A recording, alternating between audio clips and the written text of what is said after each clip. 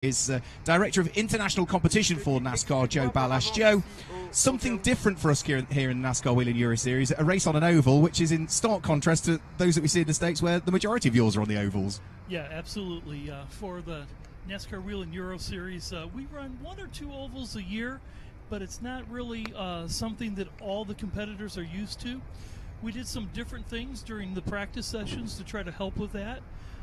The first practice session of each Elite 1 and Elite 2, we let rookie drivers on the track only for the first 15 minutes. Right, I see. Yeah, just to give them a little bit of experience without having, 20 cars on the track at the same time. And that was something that they sort of coped with that and were able to progress and were happy and were able to get some laps in and find some good pace. Because with only 4 corners, as from an uneducated perspective, it can't be a difficult circuit to learn. But it is, because really all 4 corners are a little different with the way the track is designed. And because it's in an exposition center and it was a parking lot at one time, there are some things that we had to deal with the construction of the racetrack, which makes the corners a little unique, especially if you're in the outside groove. I think the one I particularly noticed when I had a very quick, because I was late arriving, such was the traffic around Paris earlier on today, and trying to get down here took longer than expected. But the one thing I did notice when I had a very quick look at the circuit is that there's quite a bump, isn't there, coming off? Is it turn 4, where all of a sudden you can see the car move, and quite a lot of movement as it reaches that change in direction on the tarmac? Yes, there is. There is a bump off of 4. I don't know if you can see the track right now, but the way the track was designed is to have slight runoff for rain, for drainage, for the parking area. And because of the design of the track, that makes the front straightaway just a little bit off camber. And that's how the bump kind of comes in when you're exiting turn 4. The front straightaway is directly in front of the cameras. If you're looking at the shot now, then that's right at the front edge of the camera is the front straightaway, and then off to the right-hand side of your screen is where we'd have turn number 1 and turn number 2. You can see the back straightaway in the exhibition centre in the background, and then it's turns 3 and 4 from there. In terms of a comparison to a circuit that's in America, for those that I know sort of from the Monster Energy series, it's maybe Martinsville, because the banking's so low, only 9 degrees. Yeah, it's probably similar to that, except Martinsville, the straightaways are a little longer, and the turns are a little tighter. Martinsville's a little more of a paperclip than you have here. The preferred line around the racetrack is when you're on the straightaways, you're just about scrubbing the right-hand side of the car against the walls. And then as you start to enter the turns, you'll cross the track, go down low in the corners, down where you can see the traffic pylons, and then as you exit the corner again, out back to the wall. So they actually try to make it as much of a circle as possible by changing the line on the track. Just tell us about your role there, because you've sort of recently moved into a new role now as the Director of International Competition at NASCAR. So you're busy, I'm assuming, both sides of the Atlantics, because we've seen you most of the NASCAR Whelen Euro Series rounds, and you'll be, of course, busy back in Charlotte, where you're based, is it? Yes, I'm based out of the NASCAR Research and Development Center in Charlotte, but we also have some great series, one in Canada, the NASCAR Pinty Series, and we have the NASCAR Peak Mexico Series in Mexico. Both of those are national tours. And that's sort of, that's a brand that we're seeing growing now. NASCAR's recent acquisition of ARCA, there's more aspects being bolted in all of the time, but it's a very structured growth that you're looking for. Yes, absolutely. NASCAR's history and our growth really starts with the grassroots. It starts with our home tracks. It starts with weekly racing. It then develops into our tours and international racing, and then up into our national series. And some of the experiences you've had from the other side of the Atlantic with those other tours, you've brought that over to the World Series Challenge the Oval World Challenge this weekend. So some of the aspects that we're going to see in this qualifying session, and some of the aspects on restarts for the races, are things that you've seen or have considered in America and have decided to bring them over for this weekend. Very exciting, I think. Yeah, absolutely. So we have the opportunity with the Oval World Challenge to try some things that are a little bit different. So we're going to start out with a normal 2-lap qualifying. Which is what we'll see in a second. Yes, what we're going to see. Then after that, we're going to have 2 heat races. So the field from qualifying will be split with the even number qualifiers in Heat 1, the odd number qualifiers in a separate heat, and then they'll run 35 laps or 20 minutes, whichever occurs first. And those 35 laps all have to be green flag laps, none under caution. All they green don't flag count. Laps, Yep. No caution laps count, and that will set the field for the feature. So it's a unique qualifying setup. The other thing that's been added is on the restarts. So we will do a normal double file start at the beginning of the race, but all restarts will be a full choose rule, which basically allows the drivers, one at a time in order of running, to choose whether they want to start in the inside lane or the outside lane. I was very excited when I read that, and I won't name the NASCAR Whelen Euro Series driver that I was talking to, but I was having a conversation with one of them, and I said, well, my understanding of the rule would be that if you were in 10th position and the 9 ahead of you chose the low side and you chose the high side, you'd be on the front row for the restart. And the driver at the time had a different understanding. He's clarified it now. I have spoken to him subsequently. But that's great, because it does mean that once you've made that commitment, you've made it. You can't change once you've decided whether you're going to go high or low for the restart. And we could see some significant place changes or drops, couldn't we? Absolutely. What it does is it adds a unique challenge to the race itself, and it adds a little strategy. You know, the preferred line is the inside line, driver's left. So you're going to think the first, 1, 2, 3 cars, maybe even the fourth, maybe up to the fifth, will choose the inside. And then people will start getting brave and choose the outside lane. Absolutely. You've got to roll the dice sometimes, haven't you? You've got to roll the dice. And we can see that's pit lane exit that we're looking at there. The man with the green flag, the marshal, will shortly be waving them out onto the circuit. They'll come out onto the circuit single order, so there'll be one car that will come out. There's sort of half a lap that they will do, so it's a half a lap track entry in reality. From there, they then got one full warm-up lap, and then there's 2 flying laps. And I gather, Joe, it's not the time over those 2 laps, it's the best lap of those 2 that gets counted. Yes, it's an either or. Yeah, it's not a combination of the 2. You could argue the man that comes in here with the form, not just because he's leading the championship coming into this weekend, and he's, of course, at his home NASCAR Grand Prix, Fred Gabillon, but he's the only driver in the field in Elite 1 this weekend that's qualified on pole here previously, and he's done that twice. So, he's been very successful around here. He's had 4 wins and 2 pole positions at Tour, and he's leading the championship this weekend coming in here. So, he's got a good result, isn't he? He is. And it's funny, because after the practice sessions, I walked over and I saw Fred standing by his car. I said, it looks like your car is pretty good. He goes, yeah, I think I'm okay. I'm just typical Fred fashion. He's downplaying what his car is, but the car looked very stable during practice. It looked like he could put it anywhere he wanted to on the racetrack, and he will be someone to watch for. We'll have a look for him when he'll head out onto circuit very shortly. It's actually Matthias Hauer who was quickest in the combined free practice sessions that we had today. We look at the 2 free practice sessions that they've had. The times are worked out as to who has posted the quickest time in each one of those sessions, and whoever was quickest in either session is going to head out to qualifying to start with. But the opposite way round, yeah. So Fred Gabillon and the likes of Alan Day will be last. So Matthias Hauer, was slowest, yeah. Yes. Yeah, I knew what I was saying. I just got it the wrong way round.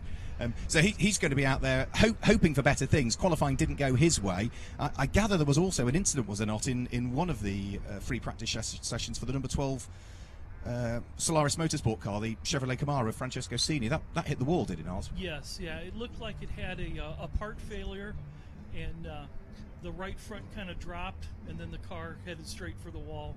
And unfortunately, it looks like it bent the chassis, so he will not be able to continue. Oh, that's an enormous shame. Right at the start of the weekend, that's not what you want, is it, at all? That's such a shame. But I gather Francesco was okay, was he? Yeah, just the car was. Yeah, he's fine. It's just the car. The cars are very robust. A lot of safety features in them. One thing that's kind of unique to the Whelen Euro Series car, because of the regulations, they have a carbon fiber honeycomb crush cone in the front of it, and it looks like that absorbed a lot of the impact, but it still got to the chassis in the front, and and it bent one of the bars, and one of them was kind of torn a little bit, so he could not continue. Because the other thing, I sort of wandered up to the exit of turn number 2 just as I arrived here, and you can go up against the wall.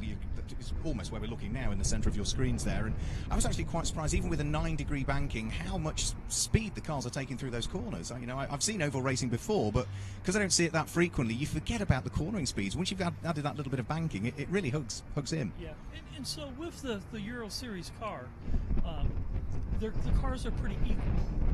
So the straightaway speeds are all going to be similar. So it's going to be up to the drivers in the angle in which they attack the corners, and the mechanics on how they set the cars up to take the corner, and that's where most of your speed will be. So that's why you see so much speed with the cars carrying it through the corners, because they're trying to carry as much speed as possible through those turns.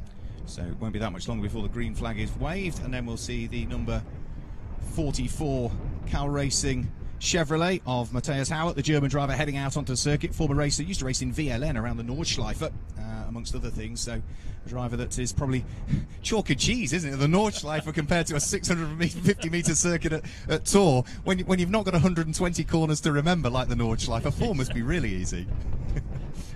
You would like to think.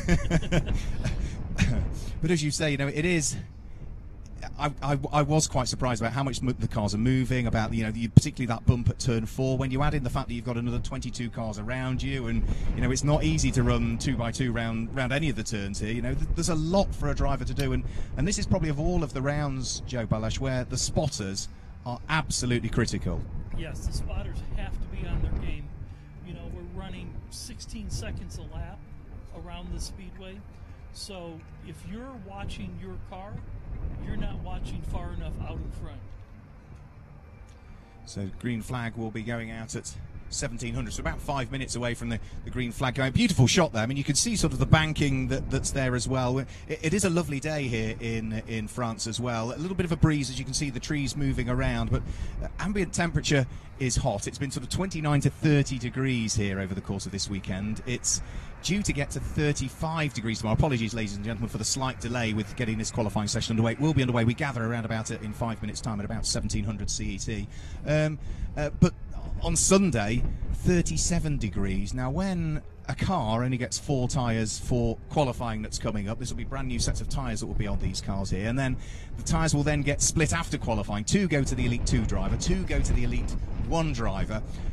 In these warm conditions, tyre preservation is going to be a consideration, particularly if we have lots of safety car periods and restarts and things like that. So there's a lot for the drivers and the teams to think about. Yeah, absolutely. There is a lot to manage, and it's so unique with having the car racing in 2 different divisions. Yeah.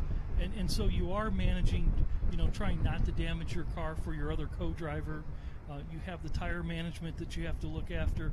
One of the things that happened is the teams came to us and asked about scuffing tires during that last practice session. So we allowed the teams to scuff tires on their prime tire, which will help them a little bit with qualifying. So when you say scuff, then that means that in those free practice sessions, they put the new tyres on, go out and just do a lap or 2 laps just to scrub them and then back in. Yes. Yeah. And that's for maybe a few people that are listening, that sort of that gets rid of the chemicals where they release the tyre out of the mold. That just gets rid of those chemicals, so they're grippy straight away. Yes. Yeah. So we can see that Matthias Hauert is there, and we have got quite a batch of cars to get through in reality. All the Elite 1s will go out, and then we'll repeat this process with the Elite 2. So it's sort of a double back-to-back qualifying session, really. Yes, it is.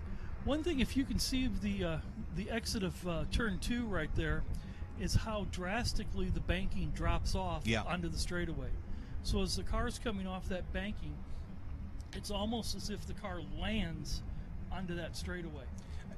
It's really unique, where other tracks would carry that banking a lot farther down. And because I've not had the opportunity, apologies, ladies and gentlemen, we now gather it's going to be about 17:05 when we go green here. There's just a few bits on circuit that just need sorting out, and then we will get this session underway, rest assured. You're talking about that, we can see that there sort of towards the bottom right-hand corner of the screen, as you're suggesting, where the banking drops away and all of a sudden goes flat. Is it the same at the opposite end when you get to turn number 3, and that it all of a sudden rises to the same degree? Well, on the opposite end, when you're coming off of turn 4 going onto the straightaway, it actually in that area is a little bit off camber due to the subconstruction and the flood zone area of the racetrack, Right. which makes it quite unique between those two corners on exit. And your first impressions, because this is the circuit. Were you here 2 years ago? Did you get to come to Tours 2 years ago? Because of course we went to Venray for the oval race last year. Yes. So your first impressions here when you arrived for the very first time, Jay? Well, actually, I helped. I was involved with the construction of the banking on both ends of the racetrack. So the first time I saw the facility, it was a flat oval, and we were racing on a flat oval.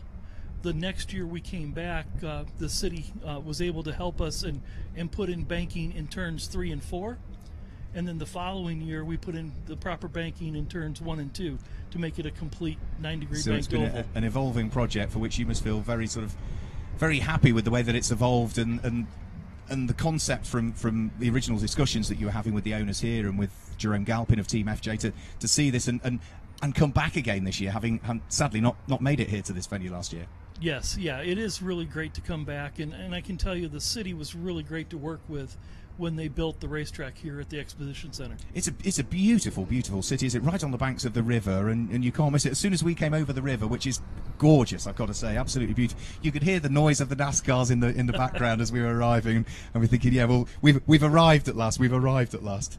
There's another car peeked its nose out now. That's Jerry Zavert, isn't it, at the wheel of the number 78 Brax racing car, the man who owns and runs the team, who we see racing in both Elite 1 and Elite 2 divisions. He's a busy chap. Now, over the course of a weekend, Jerry he's not the oldest driver we've got in the field by a long chalk, but Jerry's sort of still in his 40s, but in his late 40s now. But potentially, he's going to be a busy, busy guy because he's going to have, 1, 2, 4 races over the course of this weekend, is he not? At least, no, 8 races. Yes, yeah. He'll have 1, 2, 3, 4, 5, 8. Yes, I was races, right. Yeah, I was trying to think. Right. And in these warm conditions, he's going to know he's put a weekend's work in, isn't he? Absolutely. And Jerry's raced on both sides of the pond as well. So he did. He was out racing with you guys back end of last year. Was it early part of this year? Early part of this year, he was in the ARCA race in Daytona and finished 11th. He had a great finish. Did a really good job. And we're starting to see that now. We've seen a few drivers go over to the other side of the pond. We've now got teams from your side of the pond coming over here. The likes of Go Fast joining this year as well. So it's nice to see that cohesion between the NASCAR family. Yeah, absolutely.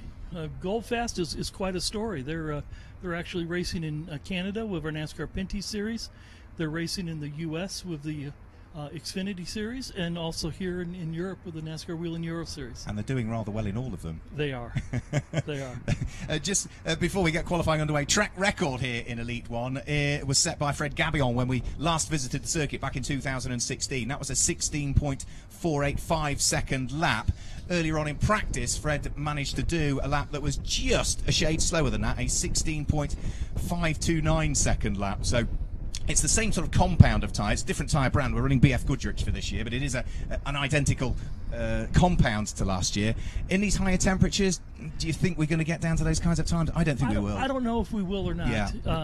If Fred got lucky and caught a couple of clouds and, would cool the track down just a little bit, but, he'll probably stick close to that 16.5 number. And when it is such a short circuit, when you're doing 16.4, 16.5, any small change in that ambient temperatures, as you suggested, literally, if you catch the cloud, that can be the difference, can't it? Between starting on the front row of the grid and starting almost, towards the tail end of the field. Yeah, absolutely.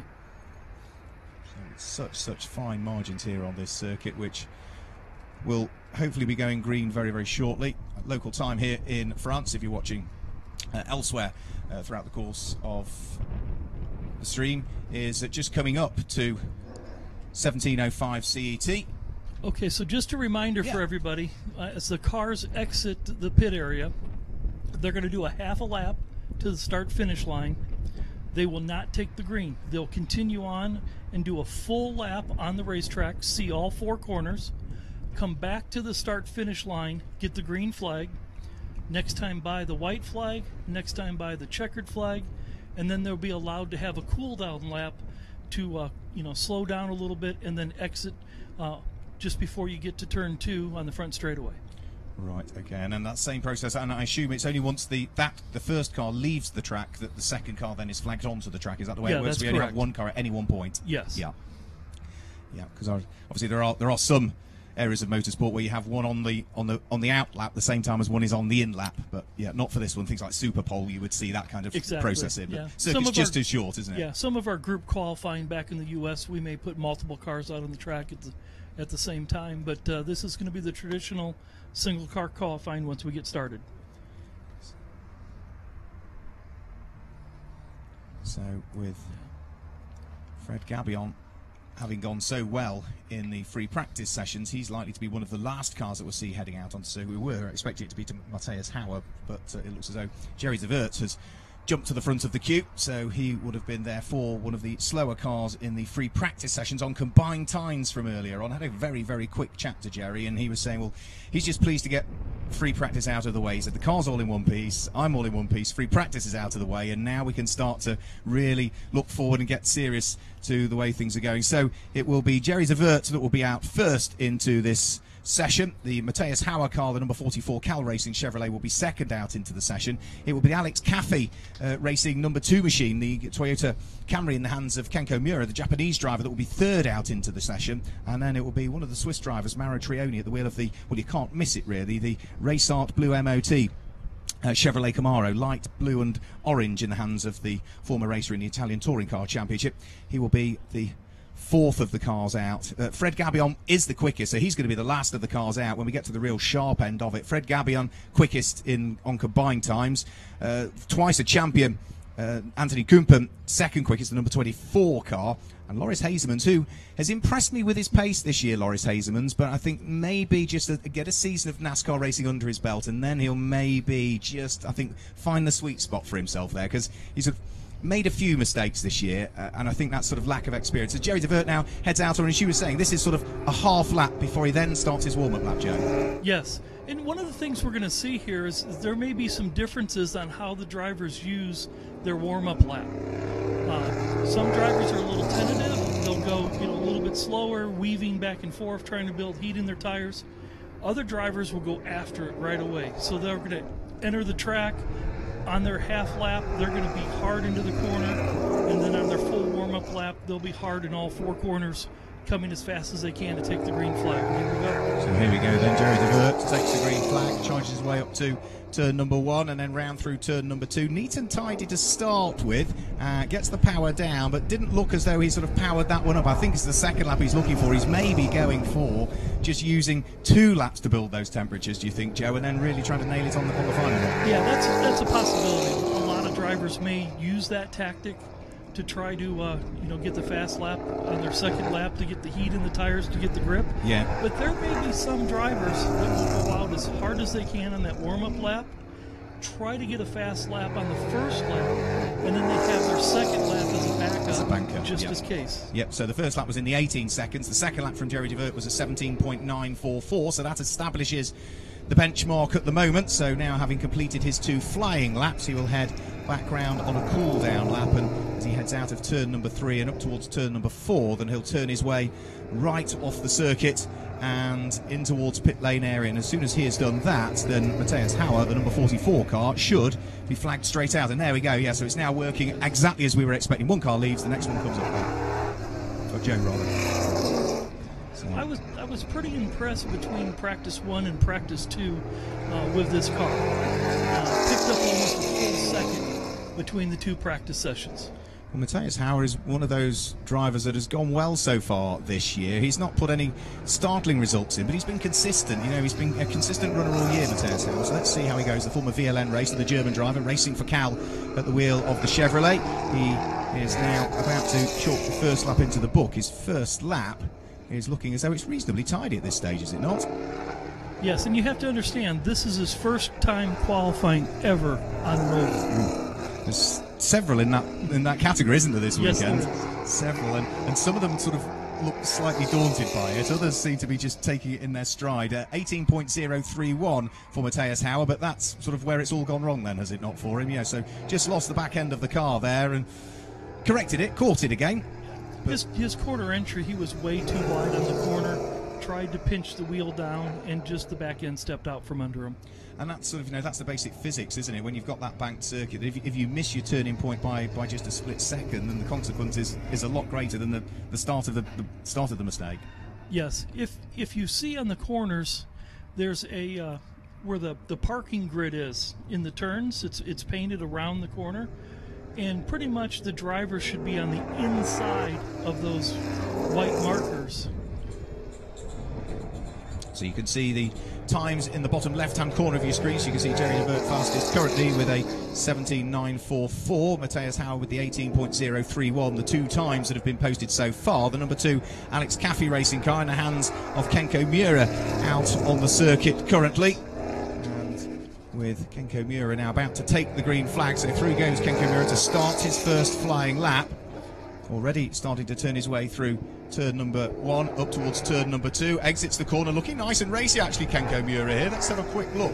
His out lap was not particularly a slow one. He pushed on the warm-up lap, so are we going to see a 17-second lap from Kenko Miura as he heads over the start-finish line? Yes, straight away, a 17.678 from Kenko Miura. In reality, if it all goes to plan, each car should be quicker than the previous one, because of course it is based upon those combined times from the free practice sessions that we've had so far this weekend in Tours. And then over the start-finish line comes Kenko Miura and goes even quicker with a 17.371, a 17.371 from Kenko Miura. So we saw Fred Galbian down in the 15s, a 15.5 in free practice earlier on. Well, qualifying, of course, they will put as little fuel as they can in the car to make it as light as possible. Kenko Miura peeling his way into the pit lane, and then we should see then the next of the cars heading out onto circuit very, very shortly indeed, and that will be Mauro Treoni at the wheel of the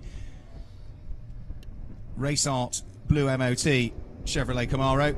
Mauro, the former runner-up in the Italian GT Championship some years ago, raced in the Italian Touring Car Championship. Great to see him out there, very likeable Swiss driver, 54 years of age. Mauro Treoni, hugely enthusiastic. Let's see what he might be able to do. He sort of seems to have gone for it on the warm-up lap. You know, yeah, others have taken it easy. He's pushed on. Yes. Again, great-looking paint scheme with that orange stripe down through the middle of the car. It's not really had the look so far this season, the team. They're getting better and better and better as he now takes the green flag and is about to charge onto his first lap. Looking very racy indeed. The body language of the car, very quick up towards turn number 1. Too quick. The tail end of the car gets away, misses the apex entirely, and that's easily going to cost him, what, half a second there, I would have thought. At least. So, sliding wide, Joe. Again, a little bit untidy there again, isn't it? Turn 3. Yeah, you can see where those marks are on the track, and if you could stay on the lower side of those on both entry and exit, you'll have a pretty good lap. But once you start getting away from that, you start getting into the marbles just a little bit, even though we've cleaned the track. Yeah. And the grip level's just not there. 18.126, the first lap from Mauro Treoni. Better on the second lap with a 17.458, and that's largely because I would suspect, Joe, that he sort of drove at 105% on the first lap and backed it off to 98% on the second. Yes, yeah, and you've got to hit your marks. The key is you have to hit your marks on corner entry, corner exit. And I suppose for this round of the NASCAR Whelen Euro Series, whereas it's still a short qualifying session for the other rounds, where we have a 10-minute qualifying session and then the top 12 go through for a further 5 minutes to sort out who's going to start in what order in the top 12, it still gives you the chance to maybe get 1 or 2 laps wrong, whereas in this one here, you've only got 2 laps. You've got to get one of them right. Absolutely. Absolutely. And that's why it's key to maybe have a really good first lap. So we're waiting the next car to head out onto the track, and that is one of the Knauf racing cars that is going to be the next of the cars that's heading out there. That looks as though it's Wilfried Busenna, is it not? The number 73 car that's the next of those that's going to come out. Indeed it is. So let's see how Wilfried Busenna goes. A driver who will be hoping that he can do good things here, Wilfried Busenna. He is a former champion. He won this championship in the Race Car Euro Series, as it was known at the time, back in 2009. So he'll certainly know what he needs to do. Tour, first time we visited Tour on the programme was back in 2012, as we heard from Joe Ballash earlier on. So this is what, the 6th event, isn't it, at Tour, because we missed out last year. Yes. And he takes the green. Wilfried Busenna, let's have a quick look. Another busy driver, racing in both Elite 1 and Elite 2 this weekend, and maybe when you don't get that many opportunities to race around Tour, maybe racing in Elite 1 and Elite 2 this weekend, whilst it's physically tiring, it gives you more laps and maybe can give you an advantage, do you think? Yeah, absolutely. Anytime you can get the most track time as possible. it's always an advantage laps. Well, the first lap puts him third quickest at the moment, which was a 17.637 from Wilfried Busenna. He's on his second lap, and his second lap looks very tidy, actually, I've got to say. Out of turn number 4, up towards the checkered flag, Wilfried Busenna goes to the top of the times, yet with a 17.202. So, yeah, the first lap looked tidy. The second lap looked, it almost looked effortless. And when a lap looks effortless, you know it's a quick one. And again, we're watching the time steadily drop. Yeah, and as we say, if it goes to plan, each driver should be quicker than the previous one in reality, yeah, isn't absolutely. it? So Wilfried Busenna heads into the pit lane, and then as soon as he heads into the pit lane, we should get the next of the cars then heading out onto track.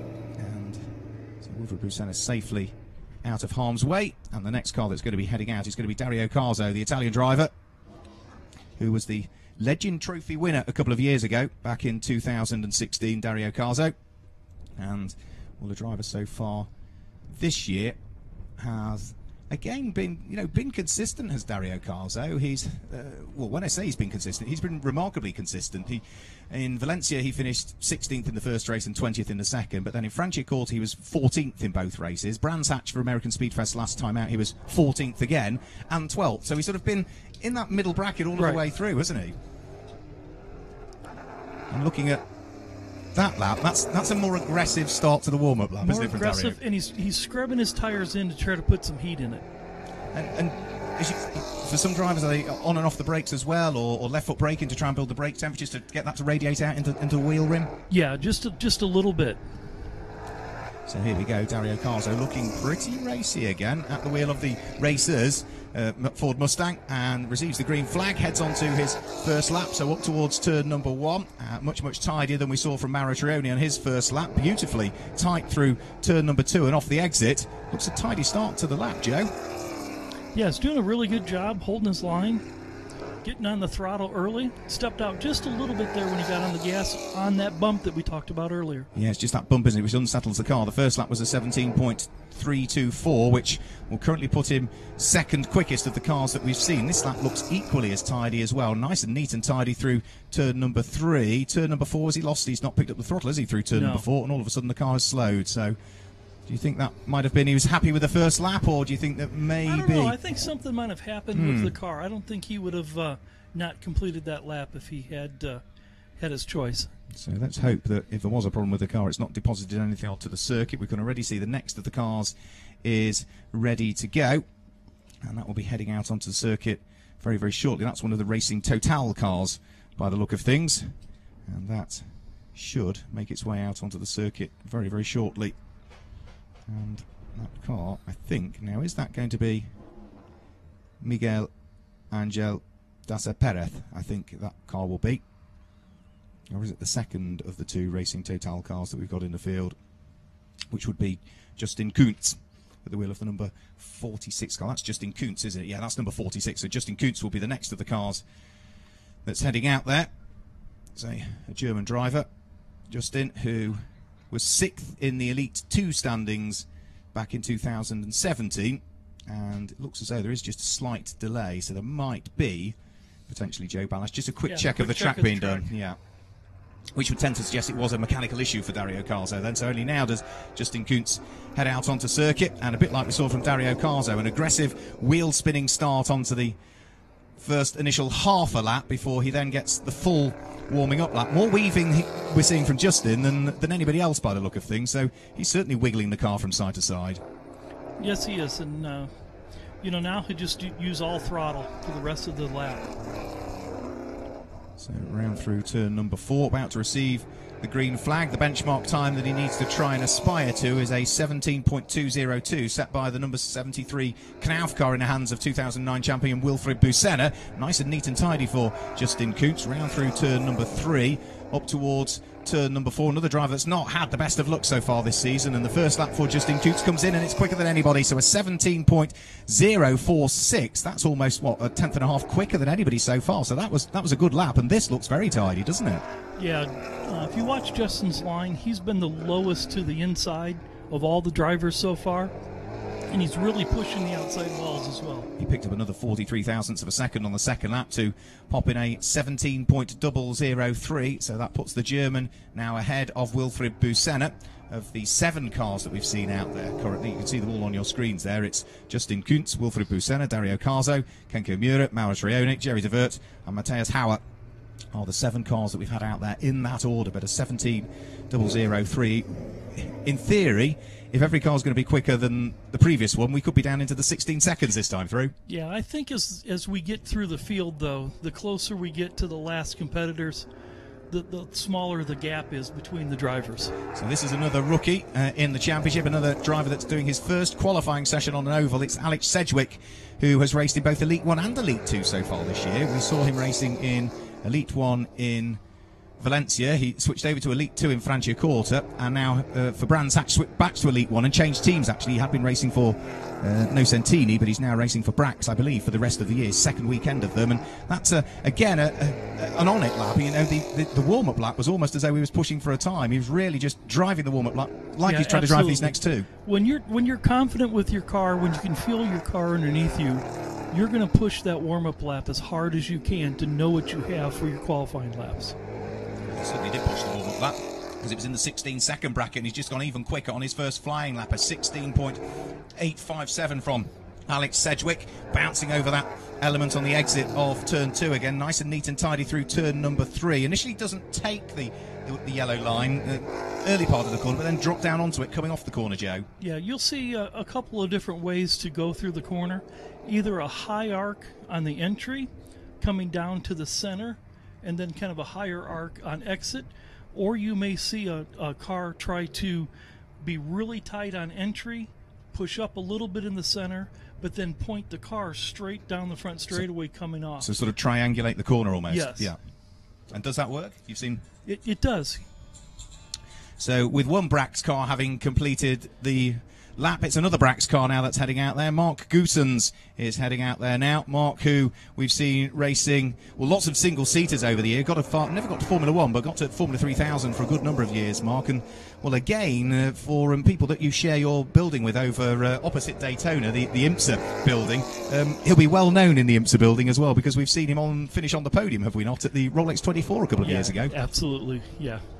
Mark has been one heck of a road racer in IMSA with that Visit Florida car. He certainly has. Yeah, it's a shame that we're not seeing him in the car this year. That is. It really is. So, yeah, here goes Mark Goossens then. Let's see what he might be able to do. Received the green flag. He's done his half lap. He's done his full warm-up lap. He's now on his first flying lap. And again, it's nice and neat and tidy. Wide right the way up. That's probably the furthest we've seen one go up to the wall on the exit of the rundown between turns number 2 and 3. And Mark Goossens has popped in another 16-second lap, a 16.928. 71 thousandths off the time of Alex Sedgwick, though. So he might have to find a bit more here. He'll drop another tenth or two on the second lap. Let's just have a quick look again. Nice and neat and tidy, right the way down to the yellow line and beyond. And a 16.679. Well, he picked up 2 tenths there. So you said another tenth or so. You were absolutely on it. Absolutely. So, yeah, Joe Balash, who joins us in the commentary box, who's the Director of International Competition for NASCAR, and a man who has been very much part of the integral team that have seen this circuit built and developed and improved. And I've got to say, it is a great circuit to come and visit, isn't it? Yes, it is. It surprises most people to see what they call a proper racetrack in the middle of Tour of France. So, a repainted car for Stinis Longin, who is at the wheel of the number 11 car. Stinis is another former Elite 2 champion. He was the Elite 2 champion back in 2016. He was 5th in the Elite 1 championship last year, actually won the junior trophy as well, and is a very, very rapid driver, Stinis Longin. Only 26 years of age still, and looking to try and get on things straight away here. So, receives the green flag and starts onto his first flying lap. A little bit wide initially through there. That was the triangulation you were talking about, wasn't it? Came down, went up, came back down again on the exit. So. Also, it looked like he was on the brakes just a little bit less than other people I've seen so far. Stinis Longin has won 2 races round here at Tour previously, both of them coming in Elite 2. He's just posted a 16.654 second first lap, and if he picks up another couple of tenths off that, he'll be putting himself in a very tidy position indeed. He's already the quickest we've had in this session, and heads out of turn number 4. The second lap is a little bit slower by the look of things, a little bit slower with a 16.820. So the man who's won here As we say, on previous occasions, he secured a victory in the second of the 2 races in 2017. He won the first of the 2 races in 2015, and that was actually his first ever NASCAR Whelen Euro Series race. That was the one in the... Was that the one in the wet around here? No, it wasn't. No, I was trying to think which was... We're certainly not forecast to have any rain this weekend, that's for sure. 37 degrees tomorrow. So, Cream rising to the top a little bit there in terms of he knows the track. He'll have the confidence. Right. Yes, he knows the track. He knows his car. So the next car that is out there is Bobby Labonte. So you must have had a conversation with Bobby after his arrival at the circuit. Yeah, I've talked to Bobby a couple of different times. You know, a 2000 NASCAR champion, really enjoying the racing here in the NASCAR Whelen Euro Series. Quite a bit different than what he's been used to in the past, and he's on a strong learning curve. He is, of course, other than Brands Hatch, every other circuit is new to him this year because he made his debut in the NASCAR Whelen Euro Series back in 2017. Looks tidy, but whether it doesn't look quite as effortless. It looks like there's more effort going into the pace. A little bit sideways there. Yeah, as well. he's been sliding the cars on the exit of the turns. Yeah, so... Yeah, Bobby's backed up the corner, which means he's gotten out of the throttle a little bit earlier than other cars, rolling through the center and really getting on the throttle strong on exit. And is it going to work for Bobby? Let's have a quick look. It didn't quite, did it, for him? Third quickest in the end with a 16.807 on his first lap. His second lap was a 16.913. So he's up there, third quickest at this stage, but... But Mark Goosens and Stinis Longines, who went before him in the qualifying session, have actually popped in quicker times at this stage. Let's not forget, ladies and gentlemen, for those of you that are watching, once we've gone through them all, then we will know as to who's going to drop, as you were suggesting, Joe, into semi-final 1 and who's going to drop into semi-final 2, because that's the point at which we split the grids for the rest of the weekend. Yeah, absolutely, and that's going to change all the way through qualifying. Yeah, sure. Yeah, so as they head out there now. Next to the cars out there is another driver who will be hoping for good things. Of course, another Frenchman at his home NASCAR Grand Prix. Double former champion, Lucas Lasserre, at the wheel of the number 33 Michoud Motors car. Lucas Lasserre second in the championship standings coming into this weekend. And let's see as to what he might be able to do. He is now going to be, what's this, the 12th car that we've had out there. So he's done his warm-up lap. His warm-up lap is a 17.361. So that was not a slow warm-up lap at all. And, well, he's taking a different approach to Bobby, is he not, by the look of things? He's getting on the throttle, but not quite as aggressively coming out of the corners. Not as aggressive, and his entry and exit's a lot wider than when Bobby was. So it's his first European oval race for Lucas Lasserre. He raced in 2011 in the USA, I gather. And the first lap for Lucas sees a 16.937, and can he better it on his second lap? No. Last few I've noticed the second laps have been slower, so do you think maybe the temperature's sort of getting even hotter out there? It's difficult to tell from our rather warm commentary box. Yeah, it could be the temperatures are coming up a little bit. The other thing is, you could have pushed a little too much on that first lap, and the tires heated up a little bit. I mean, the circuit should be nicely rubbered in now with all of the free practice sessions that we've had and the support races that have been out there. So rubbering up will online be absolutely fine, but there might be a bit of pickup if you don't quite hit the sweet spot. There'll be a bit of pickup, correct, won't you? Yeah. And a few marbles. Yeah, we swept the track before qualifying, so it should be pretty decent. But again, everybody's been putting down most of their laps on that inside lane. So Roman Iniesta is the next one out, just heading around the circuit now. At the wheel of, we were talking about Go Fast Racing. Well, this is the car, isn't it? Go Fast and Roman Iniesta in Elite 1 this year. Yes. So this is the car that was fastest in Elite 2 practice with Florian Venturi. And Roman Iniesta has now done his first element round through turn number 1 and turn number 2. Nice and neat and tidy. Slightly wider entry towards turn number 3 and 4 to try and straighten up on the exit by the look of things and carry the momentum down the straight. Yes, but you have to be careful on going a little wide on entry into turn 3 because it's just a little bit off camber over there. So let's have a quick look at what the time's going to be on the second of the flying laps for Florian Venturi. The first one wasn't great. The second one puts him fourth quickest, actually. He jumps ahead of Alex Sedgwick with that lap. So Florian Venturi manages to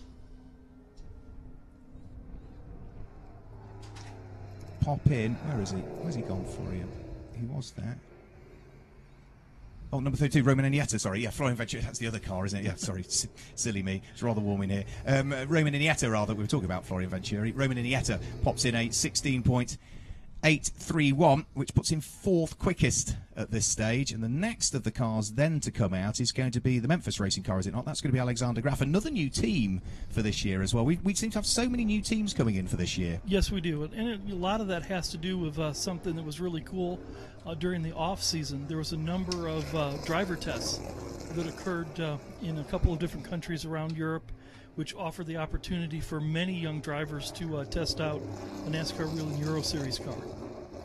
And of course, we saw that number 77 car win at Brands Hatch in one of the Elite 2 races in the hands of Guillaume de Flandre, claiming his 2nd ever NASCAR Whelen Euro Series win and the 1st ever for the team as well, Memphis Racing.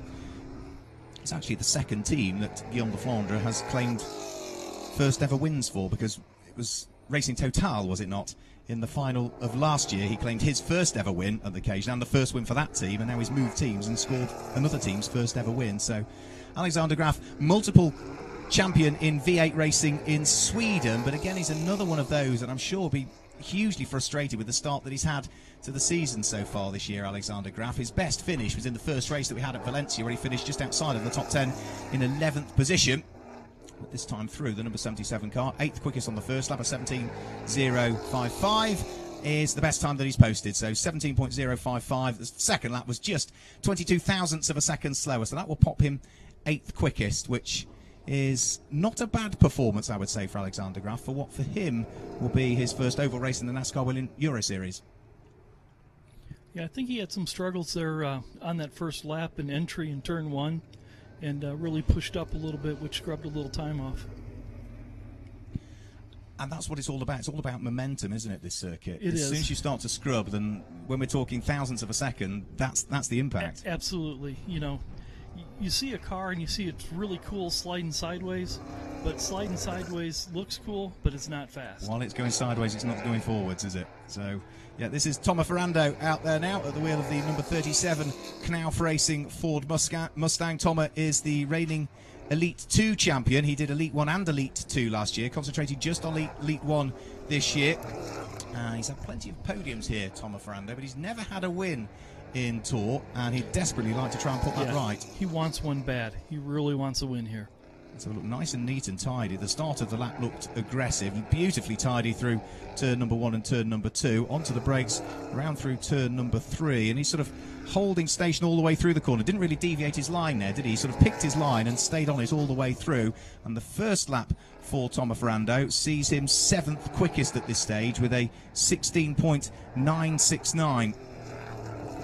Let's have a quick look as to what the time's going to be for Tomo as he comes through and takes the checkered flag this time through, and it's 16.973. Crumbs, that was 4 1,000ths of a second slower the second lap, Joe. There's consistency for you. Yeah, absolutely. That is consistency, but that's a driver that knows where all his pickup points are, and he's hitting his marks all the way around the track. He had a great battle here with Gianmarco Ercoli back in 2015. There was lots of rubbing, there was lots of bumping. Beating and banging, and fenders. And talking of which, next out on circuit, Gianmarco Ercoli. So here he comes now. Gianmarco will be hoping to try and keep things on the high. Of course, he won his first race in Elite 1 at Brands Hatch last time out. He's the first ever driver in the NASCAR Whelen Euro Series history to have graduated out of Elite 2 as a champion and then win a race in Elite 1. So he comes into this weekend very much on a high, doesn't he? Yes, he does. So green flag is about to be waved, sliding in Bobby Labonte fashion, nailing the throttle coming out in the corner and sort of catching the slide. Yeah, a little bit was that he hit the bump, and when you hit the bump, it loosened the car up and caused that slide. Gianmarco Ercoli is another driver who has won here. He won the second of the 2 races back in 2015. We said Stinius Longjean won the first of them, but he also set the fastest lap over the course of a weekend, and that fastest lap, of course, in race 1 gave him the pole position for race number 2. So he's a driver that's got form here at Tour, and well, for his first lap it was a 16.972. Receives the checkered flag, and this one's going to be slower. Yeah, he made a mistake midway through that corner, Joe, didn't he? Yes, he did. So car sort of just got loose on him. He caught it, and we'll say that split second mistake that we could see cost him a quarter of a second. Yeah, when you look at, the top 3 times now, 16.65, 16.67, 16.8, there's not a lot of wiggle room between, those top drivers. So any little thing that you do is going to cost you those tenths or hundredths of a second, which can be a position or two on the grid.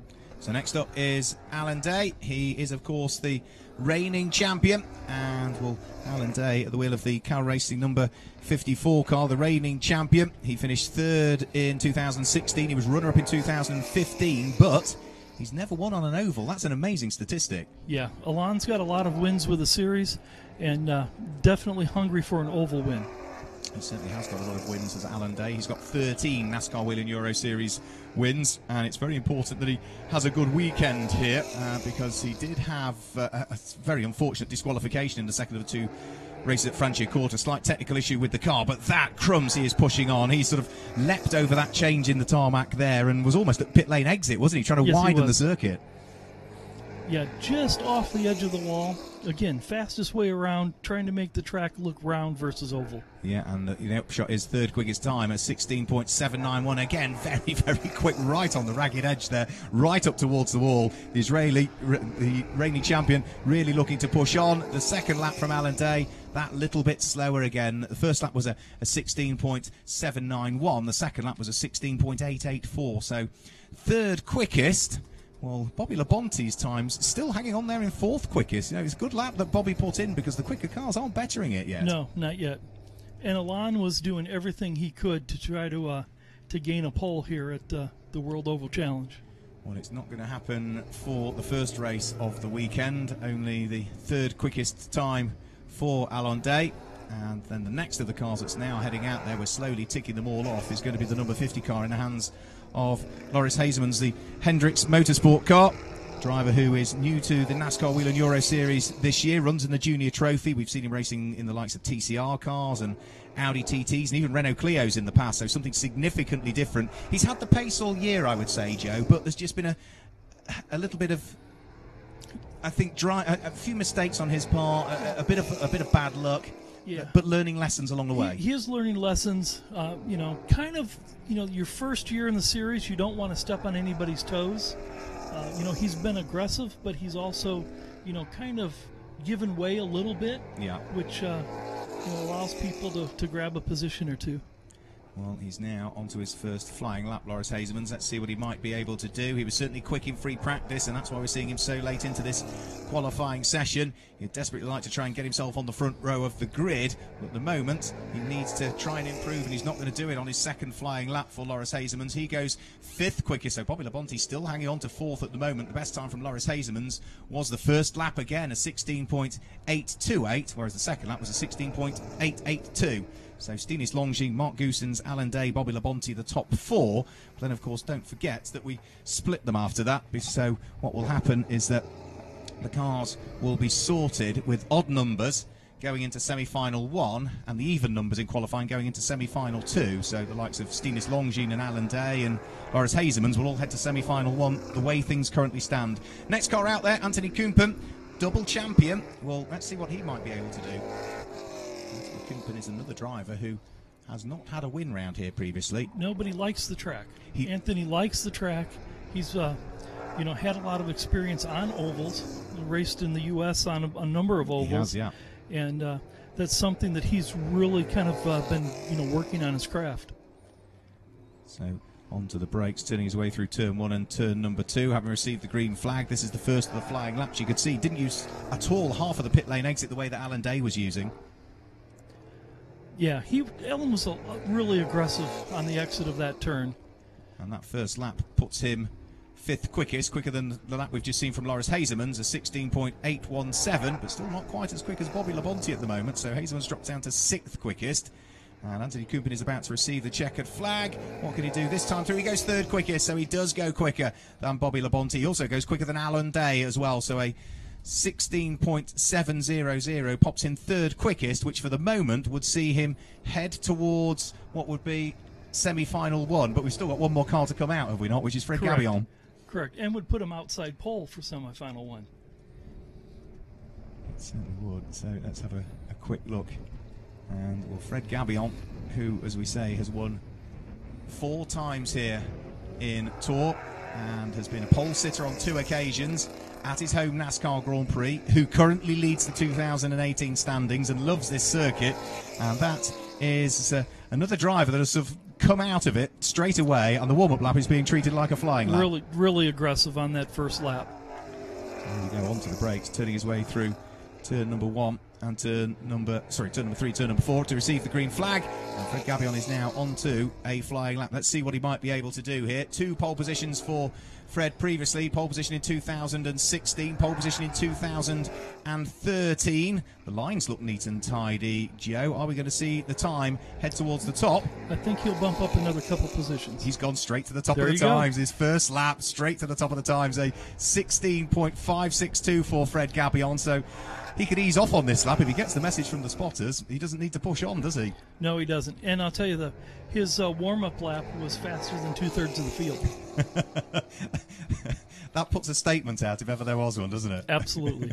So second lap was slower, a 16.717. So we now know who's going to be joining who in the semi-final 1 and semi-final 2 for the races that take place here tomorrow. So the likes of Fred Gabion, as the quickest, will head to pole position, will he not, for semi-final 1? Well, I think Fred has firmly planted the French flag in the middle of Tour Speedway for the Oval World Challenge. So for the people that are sort of looking at those times on screen, can you just explain again as to how it works now, Joe? Okay.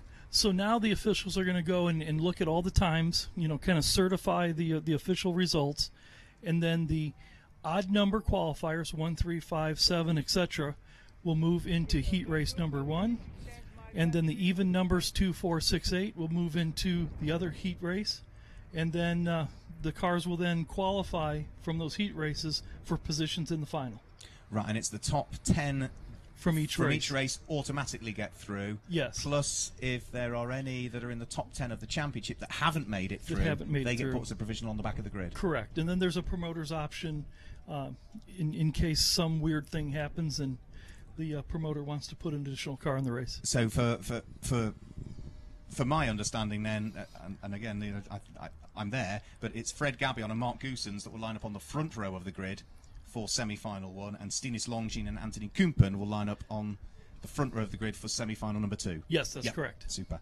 So we'll just guide you through the times then generally, and then we'll give you the full grids tomorrow when they're out there. Number 3, Fred Gabion was quickest over the course of his 2 laps. He posted a best individual lap of a 16.562, and second quickest was the number 11 car of Stinis Longines with a 16.654. Third quickest was number 91, the Brax Racing Chevrolet Camaro of Mark Goossens with a 16.679, and fourth quickest was number 24, which is the PK Carsport car of Anthony Kumpen, a 16.7 exactly. Fifth quickest, number 54, Alan Day with a 16.791, and sixth quickest, fantastic qualifying session from the Toyota Camry, the RDV competition Yakko supported car of 2000 Monster Energy NASCAR champion Bobby Labonte with a 16.807. The time after Bobby Labonte was the first of the junior cars, which was number 50, which is Loris Hazeman's. His best time of the session was a 16.828. Eighth quickest was number 32, and that was Roman Iniesta in the Go Fast racing machine with a 16.831. And ninth quickest was the second of the junior cars, car number 90 for Brax Racing, once more the British driver Alex Sedgwick with a time of 16.857. And just to give you the top 10, it was the number 33 car of double former champion, the Frenchman Lucas Lessard, that completed the top 10. The best time from Lucas was a time of a 16.937. So we've got, what have we got? 3 French drivers inside the top 10. So, yeah, they're going well at their home event, aren't they? As expected. Yes, they are. The other thing to take a look at is 14 drivers within a half second. That's a pretty tight field. 14 drivers within a half second. It's a very tight field, isn't it? Yeah. After we've got Lucas Lessard sitting there in 10th position, then it was number 37, Thomas Ferrando for Knauf Racing, that was in 11th place with a 16.968. 12th quickest was number 9, Gianmarco Ercoli with a 16.972. And Justin Kuntz for Racing Total, the number 46 car, was 13th quickest with a time of 17.003. Then it was the Memphis Racing Machine, number 77 of Alexander Graf, with a 17.055. 15th in the end for number 73, Wilfred Busenna, with a 17.202. And then 16th, the quickest of the Challenger drivers in the field, Challenger Trophy, drivers in the field, which is for bronze and silver drivers entered into the Elite One Championship. That was Dario Carzo with a 17.324, just ahead of the second of those, which was number 2 car of Kenko Miura, his Alex Caffey racing machine, with the best of a 17.371. 18th quiz number 31 Maro Trione with a 17.458. 19th quiz was number 78 Jerry de Vert with a 17.944, and 20th quiz is number 44 Matthias Hauer with an 18.031. We did not see out in that session the number 10 car of Miguel Angel Dersi Perez. Unfortunately, his Racing Total number 10 car was not out in the session for reasons I don't know what, but we do know, you did mention that Francisco Cini unfortunately is out for the weekend with chassis damage to his car, but do we know what the reason for not seeing the number 10 out? I don't. We're going to have to go back and take a look at that. Yeah, we will. We'll go back and have a look. Hopefully, though, we will see Miguel Angel Dasa Perez out for what will be one of the races. He might just have to sort of go off the back if he's done free practice. You'd probably slot him on the back, would you? Yes. Yeah. So that's that was the Elite One qualifying. Any drivers that stand out there? For me, one that stands out is only 12th quickest Gianmarco Ercoli, having just sort of come off the back of a good result at Brands. Yeah, that was kind of a mediocre qualifying effort. The other thing is, in qualifying this year, Alain Day has usually been a front row qualifier, and he qualified a little bit farther back than what he's usually done. Yeah, Alan sort of, started the season beautifully well, didn't he? He took the checkered flag first, 4 occasions on the trot, but I'd say the first 3 counted. The 4th one ultimately was that slight technical issue with the car. And then Brands Hatch was a mixed weekend for him, 21st in one race and 3rd in the other. So he needs a good weekend, doesn't he? Yeah, Brands Hatch, he kind of had some off-road adventures, driving through the gravel trap, and it's a slow way around the track. It was, yeah. I tried to go 3 wide into turn 1 at Brands Hatch Paddock Hill Bend. Never quite works, does it? They all came out, but just some of them through the gravel trap eventually. And I think absolutely. one was turned around and kept going. But yeah, well, the other thing we probably need to check on, this may be Bobby Labonte's highest qualifying so far in the NASCAR Whelen Euro Series. Thinking back through, it will be. Yep, it is his highest qualifying. Yeah, his best finish that Bobby has had so far, I think, came at the first round, if memory serves me correctly. It did, yeah. It was 8th place in the second of the 2 races at Valencia. So that's his best result so far, but 6th for his best qualifying. It sort of keeps him at the sharp end, doesn't it? Yes, it does. And it's hard to call Bobby Labonte a rookie with a a Monster Cup win or championship and an Xfinity championship under his belt. So that's why Bobby wasn't classified as a rookie here at the Oval World Challenge. 726 races in the top flight of NASCAR, but still a rookie. Yeah. Doesn't quite sound right, does it? No. That happens from time to time. It does. No, it does. It's great to have Bobby. It really is. It's funny, as I travel around and go to different races. I was at a race last year that the race happened to have Tony Stewart and Kenny Schrader in it, and both of those drivers were listed as rookies for that track. So with the Elite 1 done and dusted, Elite 2 will be out very shortly. You can see Fred Gabion was quickest of the Elite 1s. For Elite 2, well, very strong from Stinis Longin, the 2006 champion. Is showing that he certainly has got the ability to win in Elite 1. And so we saw that record being broken last time through, didn't we? Gianmarco Ercoli, an Elite 2 champion, stepping up to Elite 1 and winning his first Elite 1 race. Well, could it be the weekend for Stinis Longin to do the same? It could be. It could be. Stinis is a talented driver. He's hungry for a win here. So we'll have to see. The other thing we have to keep an eye on as we start looking at the qualifying races and the races is what country each driver is representing for the points for the Oval World Challenge.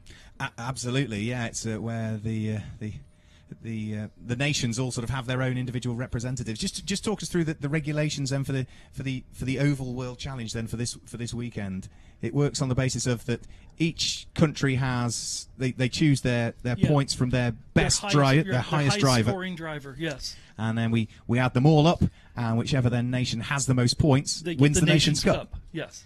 So for this weekend, I'm not trying to prejudge anything, but I would say France and Belgium are the favourites. Well, if you look at the qualifying board, the top 4 are either from France or Belgium. Yeah. Then Alain Day sneaks in from Israel, Bobby Labonte from the U.S. So but anything can happen during these races. Anything can happen. Yeah. So we'll We'll wait and see. With all of the national interest going on in Russia at the moment, we've got our own national interest, haven't we, at Tours here this weekend? And as an Englishman, and our results last night, then we might. I have a fear that Alex Sedgwick, the sole Brit in Elite One, is going to get beaten by Belgians again this weekend. Yeah, soccer's gaining some ground in the U.S., but we failed to qualify for the World Cup this year. They weren't the only surprise nation as well, with the likes of Italy and the Netherlands, amongst others, all failing to qualify. So. It's it's funny because doing the races with the NASCAR Peak Series in Mexico, all my friends keep sending me notes to root for the Mexican team, and then when I got here to Europe, everybody's now rooting for their favorite team that's still left in the championship. Yeah, we're slowly whittling them down, and we are whittling down the qualifiers here as well, because we're about to start qualifying for Elite 2 very, very shortly, with any of the drivers that have already previously scored victories here all out in the Elite 1. We've not got a single driver, I don't think, in Elite 2 that's had a win round here at Tour that's out this weekend. So somebody is going to become a first-time winner. If not two are going to become first-time winners here at Tour. Yeah. And absolutely, there's a lot of things that are at stake this weekend. You know, the team that has the highest combined championship after this weekend, the highest number of team points, team trophy, yeah, gets invited to go to the Goodwood Festival to race at the world famous Goodwood Festival. The Elite 1 driver that's the highest in the points leaving here is also invited to go to a special race that will be announced here shortly. And then we also have another thing that's with the NASCAR K&N Series in New Hampshire, where the highest placing driver has a guaranteed spot if he can work a deal with a K&N team where he'll be able to race in the U.S. at New Hampshire in September. Oh, wow. Well, I noticed there was another driver in the entry list this weekend that's done a bit of racing over in the States as well, and that's we'll see him out in this session. It's a driver that I've not seen out racing before, as far as I'm aware, but he's driving the number 10 Racing Total car, and that's Stephen Young, because he's gone out and he did 3 Xfinity races last year, did he not? Yes, he's kind of a road course specialist and has raced in the U.S. A couple of different times, I think, with BJ's team on road courses in the U.S. Yeah. So the first of the cars heading out there, ready for this start of this Elite 2 qualifying. The same process. There's sort of half a lap.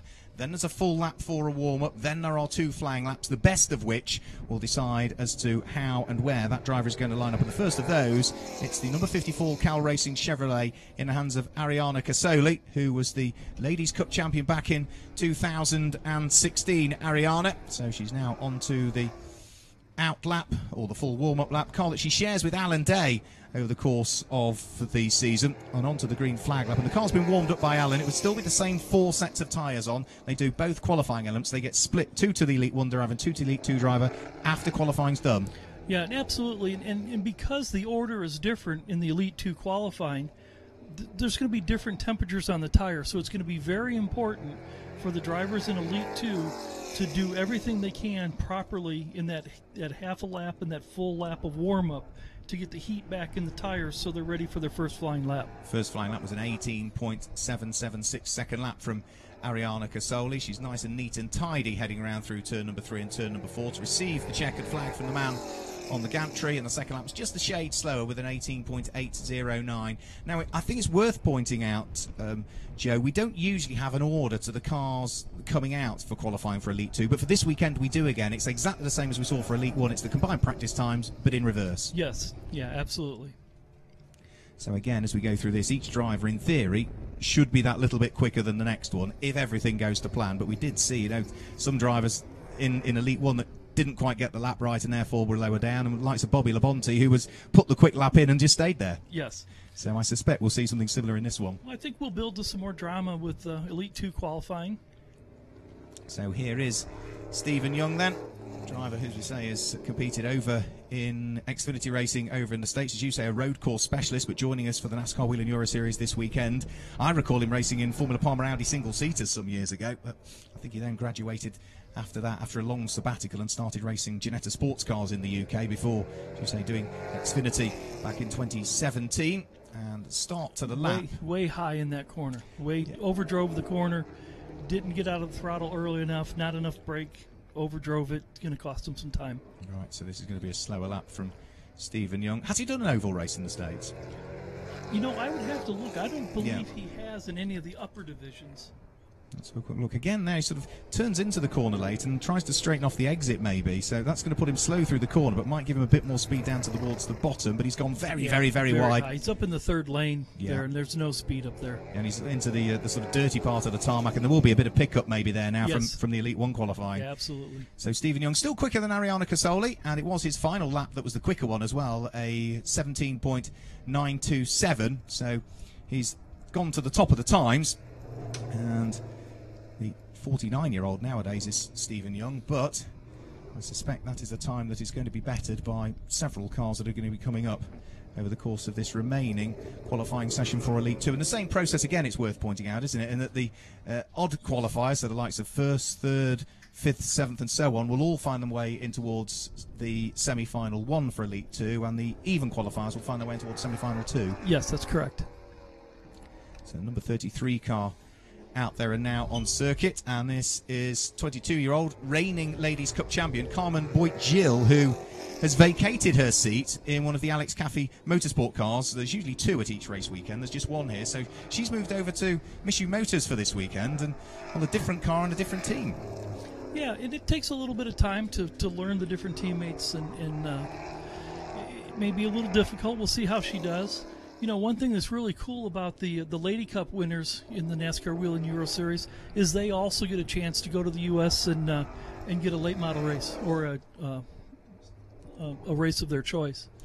Well, it's a fantastic opportunities, isn't it, that are available, and it's wonderful that we do now have, you know, NASCAR on this side of the Atlantic and part of the NASCAR family. You make us feel very much like the NASCAR family. So Carmen Boit-Gilles quickest on her first flying lap with a 17.267, and the second lap was just a little bit slow. She was 0.6 of a second slower on that one. So Carmen Boit-Gilles, for the moment, it might be a new team, it might be a different car, but she's doing everything right. Yeah, absolutely. And that was 1.2 seconds quicker than Ariana Casoli, the second of the 2 drivers in the Ladies' Cup. Well, that's one thing you do take when you go from car to car is your talent.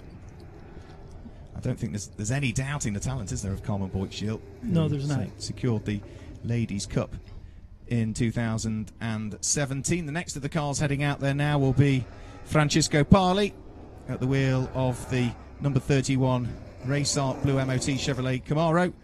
And for Francisco Pali, this will be his first oval race as well. A driver that's well used to rallying more than anything. He was a runner-up in the European Two-Wheel Drive Rally Championship a few years ago.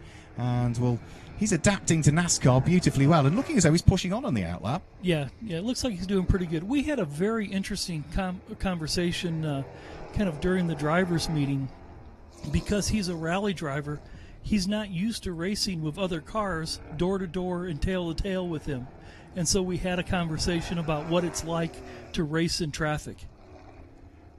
And he did he sort of utilize some of that during some of the free practice sessions and things like that? You know, he did well in practice, but one of the things we joked about is that he'll probably see more passes in his first practice session than he saw his whole rally career.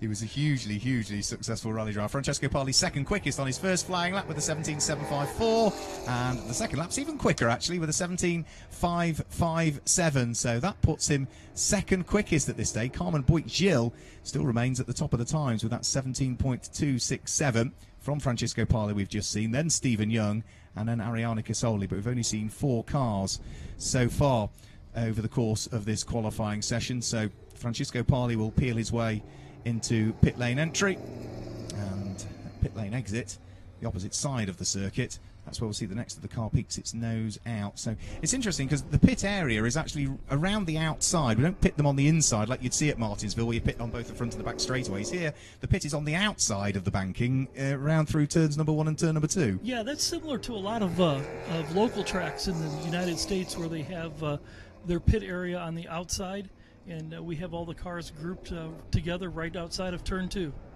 So this is Jerry DeVert again. We saw him finish in penultimate position of the cars we saw out running in the Elite 1 qualifying session. Jerry in this one should be looking to try and work his way further up through the order, but he's now had the opportunity to sort of warm the tyres up, warm the car up, and get to grips with it again. So let's see as to what kinds of time Jerry DeVert can put in. It looks as though he's very late onto the brakes there, turning in towards turn number 3, but he got the car turned in. Yeah, he did. The car turned very well for him. You know, one of the things is, if you don't qualify with flying laps but once a year, there's a little bit of nerves the first time you do it. So with Jerry having the opportunity to do it a second time within a few minutes from the first time, this should help him out just a little bit in his qualifying effort. 17.475 on his first lap. He betters that with a 17.302 on the second lap to go second quickest. So Carmen Boit-Gilles still tops the times by 0.035 of a second, by 35 thousandths of a second at this stage, and already the next of the cars is queued up, ready to head out, and it's well, another Frenchman who'll be hoping for good things. The number 73 Knauf racing car of Paul Guillaume, the Ford Mustang, will be the next of the cars out onto the circuit. Paul, who so far this year has had a 4th place finish as his best. That came in the second of the 2 races at Valencia. And well, Paul is the Whelen Knauf champion, or winner, for 2016, and well, has been a driver now who has sort of been getting to grips with European NASCAR racing over the course of the last couple of seasons. Well, in free practice this morning, I've got to say I was quite impressed with his pace. He was. He had some really good laps in. Really worked well in traffic during the practice. You know, I think he was specifically trying to work on some of that, which will help him during both the qualifying races and the future. Because I think that's the thing with such a short oval. If you've got the pace that's there or thereabouts, when there's only 0.5 of a second between the whole field, if you, as long as you're there or thereabouts, if you can deal with the traffic that little bit better, you can almost gain more time just by working the traffic better, even if you haven't got the pure race pace. Absolutely. What's going to happen during the races now is when the drivers get in the pack, they're not going to be looking at the racetrack. It's going to be like a chess match, and they're going to be figuring out their strategy 3, 4, 5, 6 moves ahead of them as they work through traffic. And as different opportunities present themselves, whether they take that risk or whether they wait for the next lap to try to get that position. Very impressive 2 laps from Paul Guillaume. Both of them were down in the 16-second bracket, I think. So 16.948 from Paul Guillaume on his second flying lap. Puts in 0.3 of a second quicker than anybody at this stage. But that's only 6 cars that we've seen out there as yet. So the Knauf Racing Mustang heads back into pit lane entry, which means that we must be due to see another car out there, and it's going to be the Italian rookie, the 29-year-old Nicholas Rititano, heading out onto circuit now. Another new driver to the NASCAR Whelen Euro Series over the course of this year. And Nicholas is a driver who's not done huge amounts of car racing. Did lots and lots of kart racing. He was the 2003 FIK European Junior Karting Champion, but he hasn't done huge amounts of car racing. And I've got to say, I've been, again, very impressed with Nicholas Rititano's pace throughout the course of this year, and his consistency as well. He's had 1 podium finish. That was second place at Valencia, as he is about to now head off around the lap. But all bar 1 of his races has finished inside the top 10 this year. Yeah, that's been pretty impressive.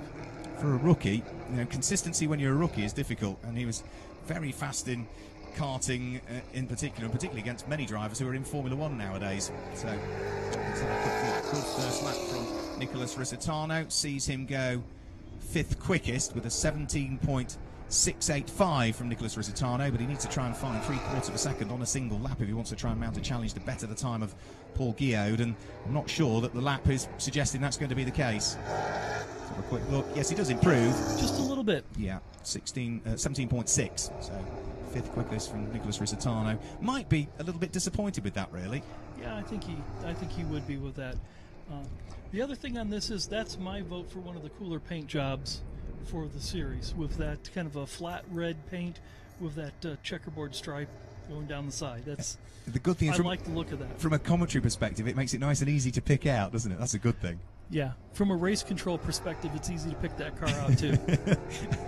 You can't get away with anything, can you? Yeah, No. the yellow cars in the series all kind of blend together, so it's kind of good that you know, they have blue and red and green to kind of highlight the differences, but that red car does stand out. So now it's the driver from Luxembourg, Gilles Linster, that heads out onto circuit, and Gilles finished 9th in the championship last year, the 24-year-old, at the wheel of his Cal Racing Toyota, by the look of things, for this weekend. Receives the green flag, heads on to his first flying lap. Let's just have a quick look at turn number 1. Nice and neat and tidy. Got the car turned in well there. That looked good. Certainly looked hooked up, didn't he? Let's have a quick look. Up through turn 3 and turn 4, right the way down to the yellow line. It looks like he's getting back on the throttle a little earlier than the other qualifiers have so far, so that may help him out. And again, that same line round through turn number 1 and turn number 2, where he seems to sort of turn in a bit later through turn 1 than he does down through turn number 3, where he sort of comes all the way down to the bottom. Yeah, I think that's just a function of what the banking is on both ends of the track. And for Gilles Linster, quickest in the session is the upshot with a very good lap put in, a 16.891 being his best, and that was on the second of the 2 laps, so by 57 thousandths of a second. And Gilles Linster now goes to the top of the time, so it's the Cal Racing Toyota that's quickest currently. Second quickest is the Ford Mustang of Knauf Racing, number 73, which is Paul Guillaude. And third quickest is number 33, which is the first of the Chevrys of Michoud Motors, which is Carmen Boyd-Schill. So we've got all 3 different marks represented inside the top 3 at this stage. That shows you the parity in the series. So out now comes Kenko Miura. We saw him qualifying the number 2 car in the Elite 1 session. Well, now the ex-Asian Formula 3 competitor is now out qualifying exactly the same car, but in Elite 2. So there are several drivers that compete in both Elite 1 and Elite 2. Not necessarily in the same car in each one. The likes of Wilfred Busenna swaps cars between each one of the groups in the NASCAR Whelen Euro Series. So Kenko Miura now, let's see what he might be able to do. Hugely likeable Japanese driver who actually speaks very good English. He'll tell you otherwise, but he speaks very good English, does Kenko Miura. And a very good student too. He is always trying to learn. Every race that I see him, he'll come up and ask questions and want to know about this corner or entry here. Very good student of oval racing. And well, it looks as though it's paying off at this stage, because he's 5th quickest. He's the quickest rookie that we've had so far, with a 17.473 from Kenko Miura. And I'm not sure the second lap looks quite as tidy, though. Do you think? Let's see what is up. Yep, just a little bit. It's just a shade, wasn't it? Yeah, 17.196, which means that he is the leading rookie. He goes 3rd quickest. So Gilles Linster, Paul Guillaude, and Kenko Miura. He'll be happy with that so far. He'll be very happy with that. Now, right, okay, next up, he should be well used to, hopefully, going quickly, peddling things quickly at least. Tom Bonan, former world cycling champion, will be next up. Again, another rookie is Tom. And, well, again, I would say a driver. I was talking to sort of comparisons between Sir Chris Hoy, who's gone on to race in sports car racing, and Tom Bonan, who's come to race NASCAR Whelen Euro Series. And both people that I was talking to saying very similar. Because he was a professional sportsman, you tell him what he needs to do to improve with a few little tweaks here and there, and he takes it on board and puts it immediately into practice. And Tom has been, on a steep learning curve, but has soaked up everything this year. Absolutely. The focus that you have as a professional athlete transfers over to anything that you do, plus the stamina from being a professional bike rider.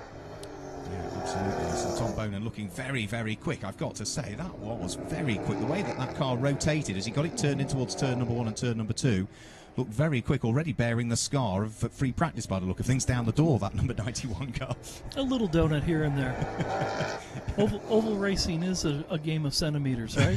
Yeah, rubbing is racing. So here comes Tom Bonan, and what did the first lap look like for Tom? It was 4th quickest and 2nd quickest rookie with a 17.204. The second lap, Joe Balash is going to put him to the top of the times. Wow. A 16.872, 19 thousandths of a second. Well, again, putting it into practice, isn't it? Probably realised there are a few tiny little things he needed to change after lap number 1. Put them into practice for lap number 2.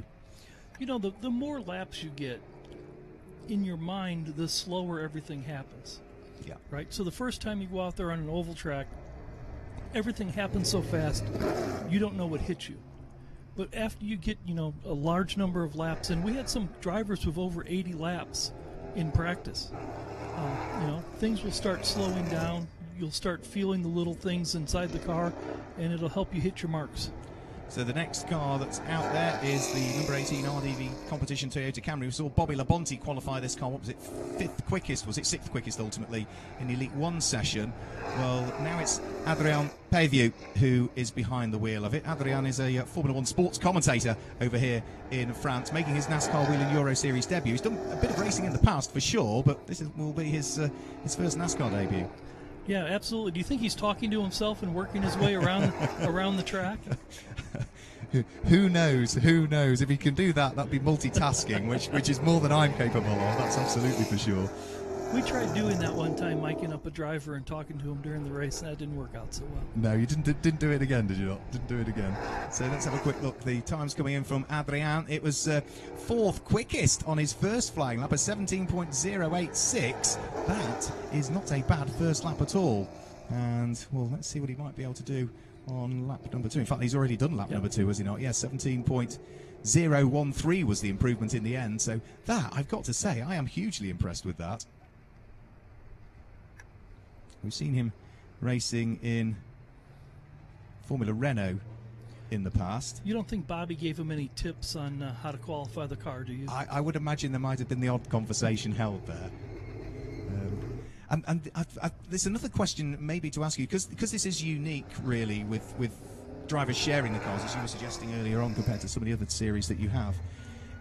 There's not too much they could do on the setup of the car, but it still then has to be a compromise to ensure that both drivers are happy with the handling of the car. Yeah, absolutely. Well, and it may be more 60-40 or 70-30, with the Elite 1 driver maybe getting his setup a little more than the Elite 2 driver. Talking to the different teams, the Elite 1 drivers kind of push their emphasis on what they want in the car. The key is to have the drivers talking with each other so that they can get the same feel out of that setup, and they're working together versus against each other. So here's number 37, Wilfried Busenna, back out there. And Wilfried's first lap sees him post a 17.072 second lap, which would put him 5th quickest. So there he's pushing on again on this one. Of course, he's another driver that's already been out behind the wheel of a different car. It was a number 73 car that he was out with in the Elite 1 session, and in the Elite 2 session he posts a 17.023 second lap. Wilfried Busenna, he is the championship leader in Elite 2, so 5th quickest. You could argue he might be a little bit disappointed with that, because he comes into this weekend, well, jointly leading the championship on 188 points with Guillaume Dumoulin. Right, and if he can hold that position, it gives him a fairly decent starting spot in the first heat race. Yeah, 5th will put him in semi-final 1, won't it, at the moment, on the second row of the grid. So, next car heading out onto the circuit now. They come quick and fast now, is Dietrich Sijsens at the wheel of the Hendricks Motorsport number 50 Ford Mustang, the car that Loris Hazemans, the Dutch driver, drove in the Elite 1 session. Let's have a quick look and see what Dietrich Sijsens might be able to do in this session. Another driver that, again, this year hasn't really had the best of looks. His best finish was 14th position at Valencia. He finished in the teens in both of the races at Brands Hatch last time out. I don't think he's carrying enough speed there to get the green flag. No, he didn't sort of seem to nail it, did he, coming off turn 3 or turn 4? So maybe lack of confidence again, perhaps. Dietrich Sijsens, a rookie in the championship, that's all, yeah. Well off the wall compared to some of the other drivers on the exit of the turn. So maybe just wanting to make sure that he at least gets a couple of decent laps in that will see him line up somewhere on the grid. And for Dietrich Sijsens, he comes through and posts a 17.991 second lap, yeah, which is some way off, I would have thought, what he would have been doing in free practice. Yeah, I don't know if he felt something wasn't right with the car, but he just never really seemed to have a feel for the setup or the line that he wanted on the track. So the number 50 car will trundle its way back into pit lane entry, and she's turning around through turn number 3, turn number 4. We're slowly ticking through them now. That's the 13th car we've had out in this qualifying session for Elite 2. Tom Bonan topping the times at this stage, number 91, the Brax Racing Chevrolet Camaro of the former world cycling champion. Now out onto circuit comes Pierluigi Veronesi, who was a runner-up in the Formula 2 Ital Formula a few seasons ago. We saw him as the champion in the Italian Formula 2000 Lights as well, so another convertee from single-seaters into big NASCARs. Let's see what the number 27 car might be able to do. An aggressive outlap, I would say. Yeah, absolutely. Totally different view from an open-wheel car to a NASCAR-style stock car. It certainly looks as though he's trying to nail it coming out of turn number 3 and turn number 4. Gets the car rotated in towards turn 1 and 2. Nice and neat and tidy at the beginning of the lap. You can see that transition again where the car sort of bounces and looks tidy so far, doesn't it? It does. It does. There is a little bit of bounce in the nose of the car on both ends of the racetrack. Let's have a quick look. That lap for Pierluigi Veronese sees him go 9th quickest. That will put him 4th of the rookies. Time a 17.338, but he's coming up towards the conclusion of lap number 2 already. Doesn't take them long, does it, to get the 2 laps in? No, it doesn't. And for Veronese, he does. He gains a bit more time there and pops in a time of a 17.239, which for the Italian now puts him 7th quickest and 4th of the rookies that we've had so far.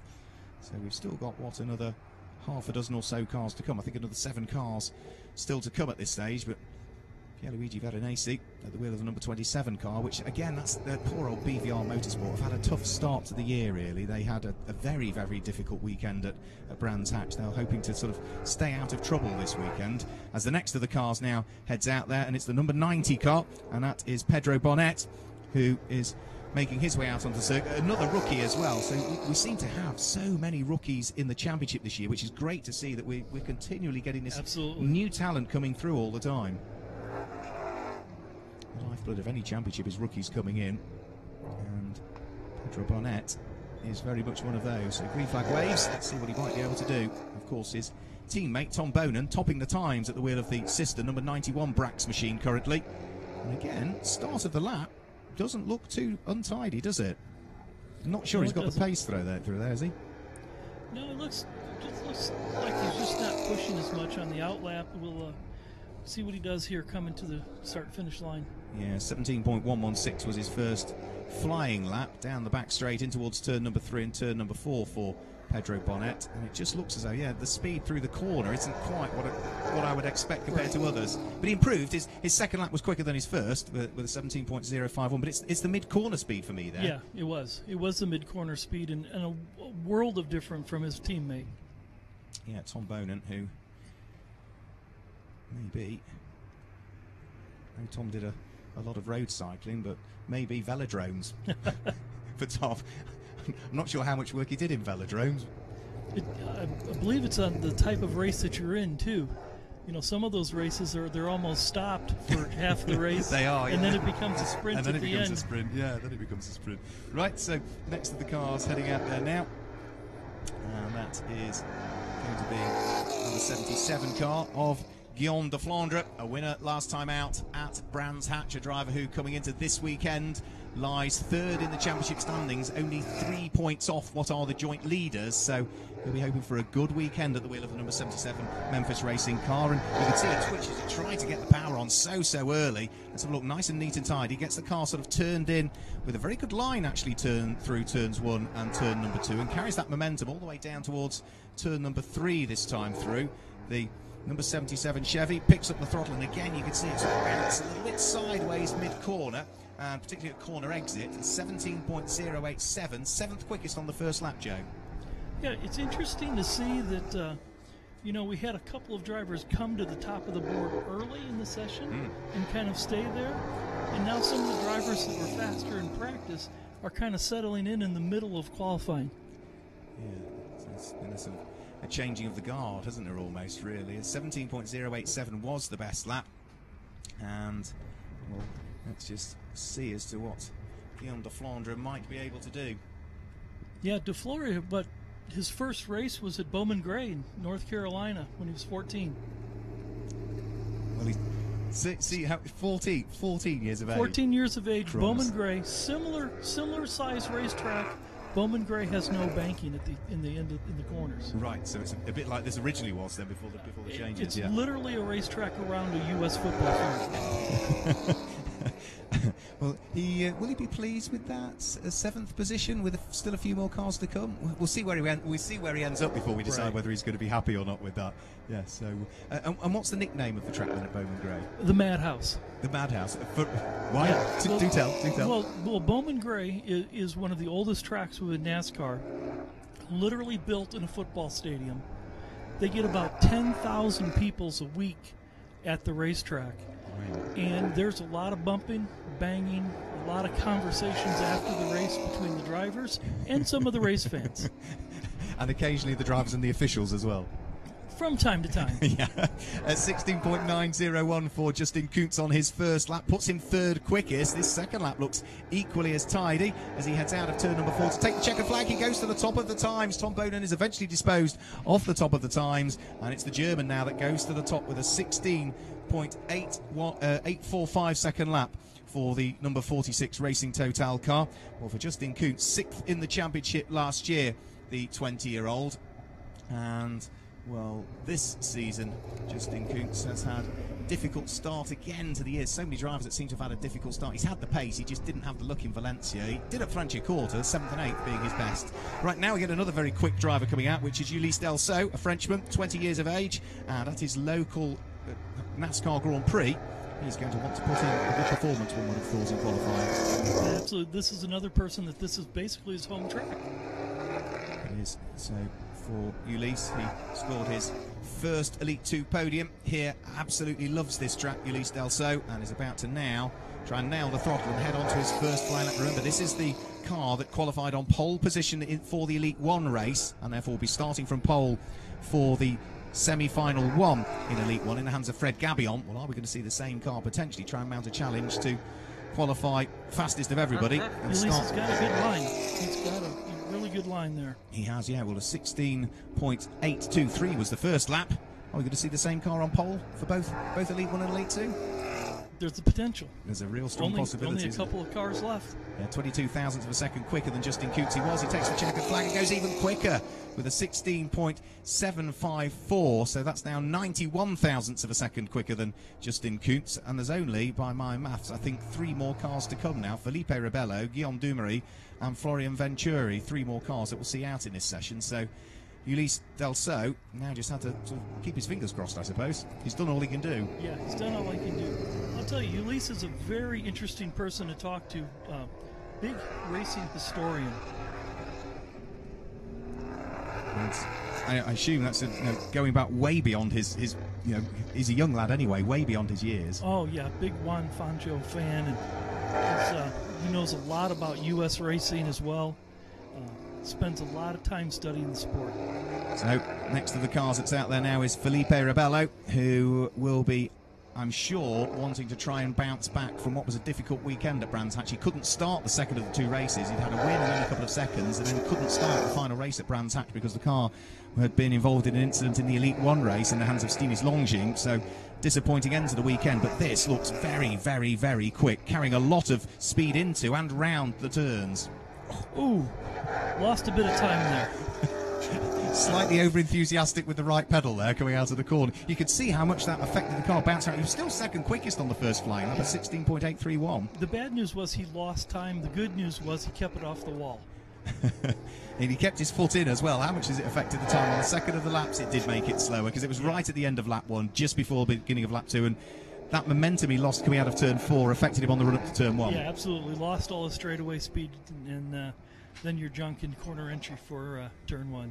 Yeah, so unfortunately for the PK Car Sport Chevy, it is only second quickest for Felipe Rebello. Now it means there are only just 2 more cars to come, I think, in this session. The number 24 car of Guillaume Dumery will be next out. Guillaume Dumery jointly leading the championship standings coming into this weekend. Took his first ever NASCAR Whelen Euro Series win at Franciacorta in the second of the 2 races there. His brother Maxime Dumery had been a regular front runner and race winner in the NASCAR Whelen Euro Series, but what can the number 24 car do? Remember, it was Anthony Kumpen that drove this car in qualifying for Elite 1.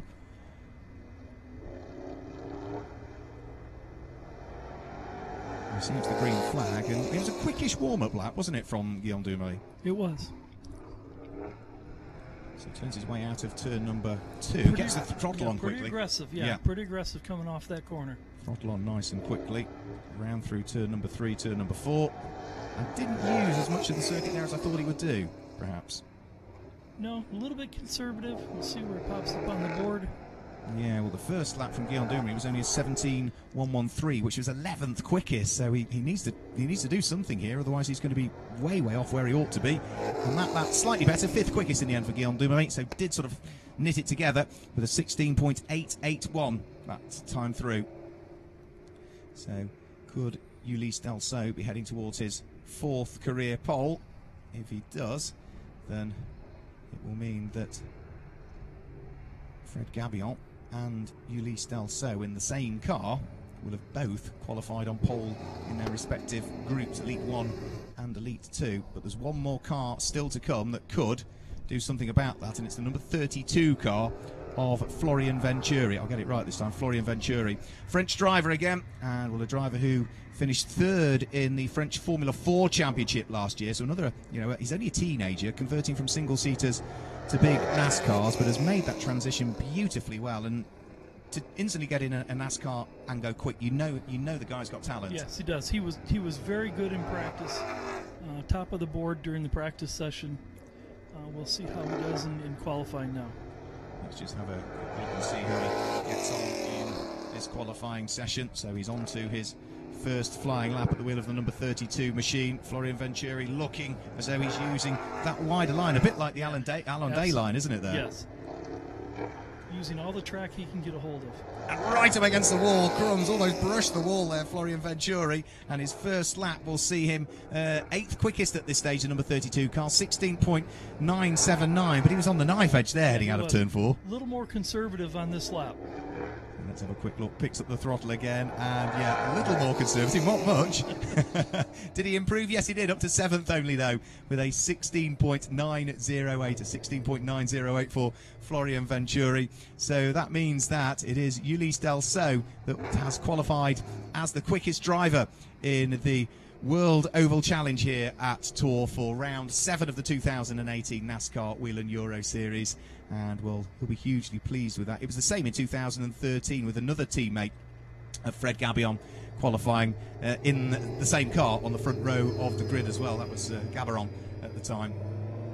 So we'll just guide you down through the time. So that's it with qualifying done for the moment. Ulysse Delceau, so a Frenchman on pole position for the Elite 1 race. It's a Frenchman on pole position for the Elite 2 race, but of course we will split them. So those that are qualified first, 3rd, 5th, 7th, 9th, and so on, the odd numbers will go into the semi-final 1 tomorrow here at Tour Speedway. The even number qualifiers will go in towards semi-final 2, and then the top 10 of each one of those races will head through to the final. So Ulysse Delceau, 16.754 is the quickest time. Second quickest, number 11, Felipe Rebello, the Brazilian driver, with a 16.381. Third quickest is number 46, Justin Kuntz, with a 16.845, and 4th quickest, I think that's a very, very, very good improvement. The leading rookie, Tom Bonin, has impressed me, I would say. Absolutely. Yeah, that was a good lap. 16.872 from Tom Bonin.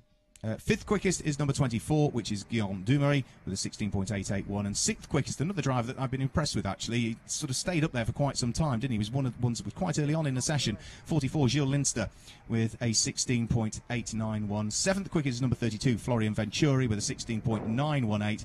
8th quickest, 73, Paul Guillot. This is where we get all the French drivers all batched together, don't we? 16.948. 9th quickest for number 18, Adrien Pavot, with a time of 17.013, and completing the top 10, as you can see on your screens, number 37, which is Wilfried Busenna, with a 17.023. So we've got to the top 10. We'll carry on down through them in a while. But any drivers there that sort of surprise you as to where they are, either as a positive surprise or a negative surprise? Well, not as a surprise, but we know Ulysse really wants a win here on this oval. He's had a podium before.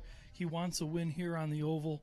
The car looks really strong. I think him and Fred will have a very nice dinner tonight.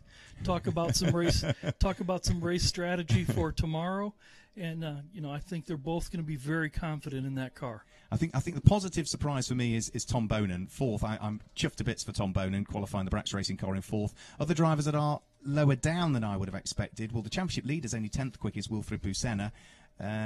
Race winner last time out, Guillaume de Flandre, is only 12th quickest, so I'm surprised with that as well. And another one that surprises me is Nicholas Risitano. He's down in 18th, which is Yeah, not where I'd expect him. You know, that's not where you expect him to be at all. No. So we've given you the top 10 then. In 11th place, it's number 90, which is Pedro Bonnet. His best time is 17.051. 12th quickest, number 77, Guillaume de Flandre, with a 17.087. 13th quickest is number 2, Kenko Miura, the Japanese driver, 17.196. 14th quickest is number 27, Pierluigi Veronese, with a 17.239. 15th quickest, number 33, the leading lady in qualifying, which is Carmen Boit-Gilles, the Spaniard, with a time of a 17.267. 16th quickest is number 78. That's the leading legend driver in this qualifying session, and the legend trophies for bronze drivers aged 40 and over. That's Thierry Zavert with a time of a 17.302. 17th quickest is number 31, which is Francesco Parli, the Swiss driver, with a 17.557. 18th quickest only for number 8, Nicholas Risitano. I expect him to make progress come the race with a 17.6 exactly. 19th quickest is number 50, Dietrich Seyessens, with a 17.604. And 20th quickest is number 10, which is Stephen Young, the sole British representative in the Elite 2 division this weekend, making his debut, 17.927. And Ariane Casoli was the slowest of the 21 cars that we saw out there, number 54 car, with an 18.776. So, well, we can now sort of work our way through exactly what's going to happen tomorrow. As we say, those drivers that qualified first, third, fifth, seventh get split off, and all the odd numbers, and we'll see those out racing in what will be the first of our semi-finals tomorrow. Those semi-finals are going to be held over 35 green flag laps, or a maximum of 25 minutes. So, as we suggested earlier on, any cautions, those laps don't count tomorrow. It's green flag laps that we're counting. Yes, with a maximum of 20 minutes during those heat races. So we look forward to that tomorrow here at Tour. It's going to be a warm day here, and make sure that you join us nice and early. If you're watching in Central Europe, Central European time, the stream goes live at 11:10 in the morning for the first of our semi-finals, and we will be staying live for both the semi-final 1, semi-final 2, and keeping the stream going for the final as well. And let's not forget, we've got racing to come tomorrow from both Elite 1 and Elite 2. But that's all from today in Tour. Join us tomorrow for some more NASCAR Whelen Euro Series.